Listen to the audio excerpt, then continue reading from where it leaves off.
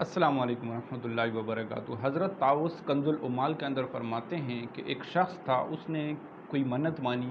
وہ کسی آبادی کے اندر جانے لگا تو اس نے کہا کہ جو شخص مجھے سب سے پہلے نظر آئے گا میں اپنی مال و دولت میں سے اتنا اتنا صدقہ جو ہے یا اتنا اتنا خیرات جو ہے وہ اس کو عطا کروں گا۔ تو وہ جو ہی اس آبادی کے اندر داخل ہوا تو اس کو سب سے پہلے ایک عورت نظر آئی، اس نے اس کو صدقہ عطا کیا، مال و دولت اس کو عطا کی۔ تو لوگ جو تھے وہاں پہ انہوں نے کہا کہ یہ تو بہت بدترین عورت ہے۔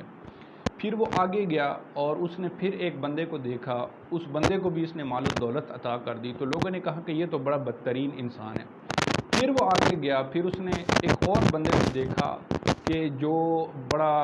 اس کے سامنے آیا، اس نے اس کو بھی مال و دولت عطا کی، تو لوگوں نے کہا کہ یہ تم نے اس کو مال و دولت عطا کی، یہ تو بڑا امیر کبیر شخص ہے، تم اس کو دولت نہیں دینی چاہیے تھی۔ تو اس کو بڑا افسوس ہوا، بڑا دکھ ہوا، لیکن جب وہ رات کو سویا تو اللہ تعالیٰ کی طرف سے اس کو ایک خواب آیا اور اس میں اس کو یہ سمجھایا گیا کہ یہ جو عورت سب سے پہلے جس کو لوگ برا کہہ رہے تھے یہ بہت فاحشہ عورت تھی، تو جب اس کو صدقہ عطا کیا تو اس نے اپنے گناہوں سے توبہ کر لی، کیونکہ یہ جو برائی کی طرف یا فاحشہ کی طرف گئی ہوئی تھی یہ صرف اپنے غربت اور ناداری کی وجہ سے گئی تھی لیکن جب تم نے اس کو صدقہ عطا کیا تو اللہ تعالیٰ نے اس کو توبہ کی توفیق عطا فرمائی۔ پھر دوسرے شخص کا حال بتایا کہ یہ جو دوسرا شخص تھا یہ بہت بڑا چور تھا، ڈاکو تھا،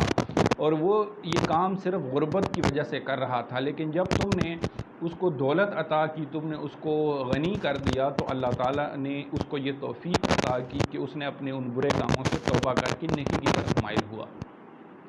تیسرے شخص کے بارے میں اس کو حال بتایا گیا کہ یہ وہ شخص تھا جو تھا تو مالدار، لیکن اللہ تعالیٰ کی عطا کردہ ان تمام چیزوں کے باوجود یہ کبھی صدقہ و خیرات نہیں کیا کرتا تھا۔